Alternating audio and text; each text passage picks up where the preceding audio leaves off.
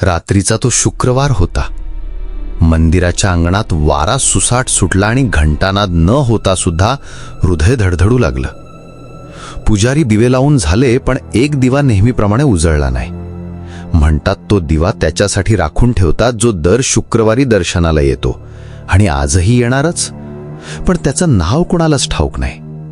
फक्त पाऊलखुणांचा एक अदृश्य ठोका आणि थंड श्वासाचा स्पर्श.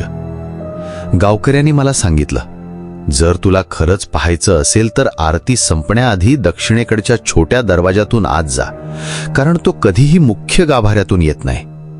मी नमस्कार करून आत शिरलो. गाभाऱ्यातील काळा दगड शांत होता. फुलांचा सुवास दाटला होता आणि त्या शांततेत मला एक रेशमी सळसळ ऐकू आली, जणू कोणी अगदी हलके चालतंय. उजवीकडे झोत मारला तरी कोणी नव्हतं. डावीकडे वळलो तर फक्त पितळी ताट ज्यात चंद्राची रेष थरथरत होती. मंदिराचा चौथरा पहाटेच्या दमाने ओला असतो म्हणे, पण आज दुपारीही थंड आणि ओलसर वाटत होता, जणू पावले नुकतीच गेली. गावातील म्हातारा हरिहऱ्या म्हणाला होता, तो येतो तेव्हा हवा थोडी मागे सरकते. तुला दिसणार नाही, पण तुझ्या कानात नुसता श्वास शिरतो. तेवढ्यात घंटा थोडी कुरकुरली. कोणी हात लावला नव्हता. मी धास्तावलो, पण जागेवरच थांबलो, कारण भीती मागे वळायला सांगते, पण गूढ पुढे पाऊल टाकायला भाग पाडतं. आरती सुरू झाली. जयदेव जयदेव असा स्वर उठताच बाहेरच्या पायऱ्यांवर एक सावली लांबली. मंदिरातील ज्योती एकाच क्षणात किंचित कापल्या आणि थंडावा पावलांपासून छातीपर्यंत भरला. तो आला, पण चालण्याचा आवाज नाही, फक्त अंजनासारखी काळी झुळूक उभी राहिली. पुजारीच्या डोळ्यांनी कुणालाही पाहिलं नाही, तरी त्याच्या स्फटिकाच्या आरतीचा स्पर्श जणू एखाद्याला घेरून फिरला. लोक म्हणतात तो आरतीच्या तिसऱ्या वळणावरच दिसतो, पहिल्या 2 वळणांवर नाही, कारण पहिल्या 2 वळणात देवाला हक्क असतो, तिसऱ्या वळणात भक्तालाही. माझ्या डोळ्यांसमोर ज्योत तिसऱ्या वळणावर पोचली आणि चिलटांच्या थव्याने अचानक बाजू सोडली. खिडकी उघडी नव्हती, तरी वारा कुठून तरी आत आल्यासारखा. त्या वाऱ्यात एक वास होता, जुने कापूर, ओलसर कंदील आणि चिंचोकेल्या अगरबत्तीचा धूर. पण त्यात एक चौथा वास मिसळला होता, भिजलेल्या गंधराजाचा. कोण मंदिरात गंधराज आणतं? माझा श्वास तुटत होता. दक्षिणेकडचा दरवाजा हलकासा चरचरला. बाहेर पाऊल ठेवतात चौथऱ्यावर लावलेलं पाणी सरकलं आणि त्यात हलके 2 गोळे उमटले, जणू कोणीतरी पाण्यावर पाऊल ठेवलं. कोण आहे? माझ्या तोंडून निघालं. उत्तर नाही, फक्त डावी बाजू थंड. तेवढ्यात महंतांनी आरतीचा शेवटचा टाळ देताच नंदादीपाची ज्योत उंच झाली आणि त्या प्रकाशात काही सेकंदांसाठी भगवानाच्या पायाशी ठेवलेल्या फुलांचा एक पाकळा वर उडाला. खाली पडला नाही, थांबला हवेत, मग सहज खाली बसला, हळूवार. मी पाऊल मागे टाकलं. मंदिराच्या नंदीच्या कानाशी ठेवलेला शंख कापला. मी डोळे मिटले. गावकऱ्यांच्या म्हणण्यानुसार तो बोलत नाही, पण 3 चिन्ह देतो: थंडी, गंध आणि दिशेचा बदल. थंडी आली होती, गंधही आला होता. दिशा?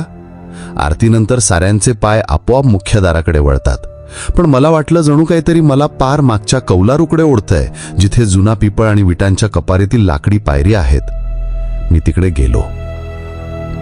पिपळाखाली कणभर राख होती, कोणी धूप केलेलं. राखेवर आकार होते, पावलांचे नव्हते तर अक्षरांचे, देवनागरीसारखे पण मोडलेले. जणू कोणीतरी नाव लिहायला गेलं आणि अर्ध्यावर थांबलं. मी हात पुढे केला. थंडी बोटांत शिरली. तुझं नाव? मी कुजबुजलो.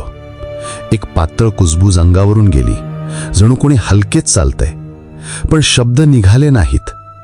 गावात एकच दंतकथा आहे. एक भक्त, नाव विसरलेला, कधीतरी युद्धातून परत येऊन मंदिरात शरण आला. नाव नसलेला भक्त, कागदावरून नाव पुसलं गेलं.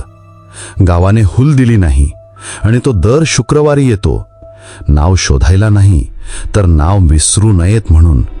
तो दिवा जो स्वतः लखलखत नाही, तो त्याच्यासाठी जपला जातो. तो येतो तेव्हा दिव्याची वात हलकेशी वागते, जणू इथे. मी नंदादीपाजवळ बसलो. कापूर आधी मंद, मग थोडा तेज. त्या प्रकाशात भिंतीवरचे जुन्या काळातले दागदागिने आरास दिसले. काही ठिकाणी धूर काळवंडलेला, आणि त्या काळ्याकडे बघून मला एक चूक समजली. तो भूत नाही, तो विस्मरणाचा प्रतिध्वनी आहे. भूत असतं तर नाव शोधवच असतं. हे नाव विसरण्याची शिक्षा आहे, म्हणून कदाचित कोणीही त्याचं नाव ऐकत नाही. त्याचं नाव आहे, पण आपल्याकडे त्यासाठी कान नाहीत. मी महंतांकडे पाहिलं. ते शांत होते. आरती संपली. प्रसाद वाटायला लागला. प्रसादाच्या थाळीतून मोदक हल्ला, लोटला नाही. माझे डोळे त्या मोदकावर. तेवढ्यात मंदिराच्या कळसावरून एक शांत हवेचा झोत खाली आला आणि मोदक कुठल्याही उतार नसताना थाळीच्या कडेला थांबला. देवळातील मुलं थबकली. महंतांनी कुजबुजलं, आलाय तो. सर्वजण हात जोडून उभे, मीही. आणि त्या क्षणी, ज्या क्षणी साऱ्यांचे डोळे मिटले, मला उजव्या खांद्यावर थंड हात ठेवल्या गेल्यासारखं वाटलं. जोरात नाही, आग्रहाने नाही, फक्त आहे मी असं सांगण्यासाठी. मी विचारला, नाव? हवेत एक किंचित कणसर नाद आला. पिपळाच्या पानांनी हलकं थरथर कापलं. त्या राखेवरची अक्षरांची रेषा जरा गडद दिसली आणि अचानक पावसाचा एक अर्धा थेंब कुठून तरी येऊन त्या अक्षरावर पडला. अक्षर फिक्क, रेग मोडलेली. मी समजलो, नाव पुन्हा नाहीसं झालं. मग कशासाठी येतोस? उत्तर त्या क्षणी मिळालं. नंदादीपाच्या ज्वालेत दोनदा मोठी सूक्ष्म चमक आली. जणू हसला, मग सरळ झालं. जणू तो म्हणाला, तुम्ही आठवा, माझ्या येण्याचा हेतू तेवढाच. महंतांनी मला म्हटलं, उद्यापासून तू नाव नसलेला इतकं तरी लिही प्रसादाच्या वहीत. मी वही उघडली. पानाच्या वरती तारीख शुक्रवार. खाली मी लिहिलं, नाव नसलेला, दर्शन दिलं. मग मला कळलं की मंदिराच्या एका कोपऱ्यात जुन्या लाकडी पेटीत अशा कित्येक शुक्रवारचे नोंदी आहेत. कोणीतरी नेहमीच लिहितं, पण नाव नाही. आणि तरीही आपण सगळे ओळखतो की तो कोणता, जो दर शुक्रवारी आठवण करून देतो की मंदिरात आपल्याला नावाने नव्हे, मनाने ओळखलं जातं. बाहेर पडलो. रात्रीचा वारा मोकळा वाटला, पण पायऱ्या उतरताना शेवटचा थरार आला. पिछे वळून पाहिलं तर दक्षिणेकडचा दरवाजा हळूच बंद होत होता. आणि त्या बंद होण्यात अशी एक खबरदारी होती, जणू कोणीतरी आतून म्हणालं, जपून पुढच्या शुक्रवारी भेटू. त्या रात्री मी नाव शोधलं नाही, पण मला एक धडकी भरवणारं शांत समज मिळालं. काही हाकेचं उत्तर शब्दांत नसतं, काही दर्शनांची खूण नावांत नसते, आणि काही भेटी दर शुक्रवारीच का होतात याचं उत्तर मंदिराच्या थंड दगडांनी दिलं.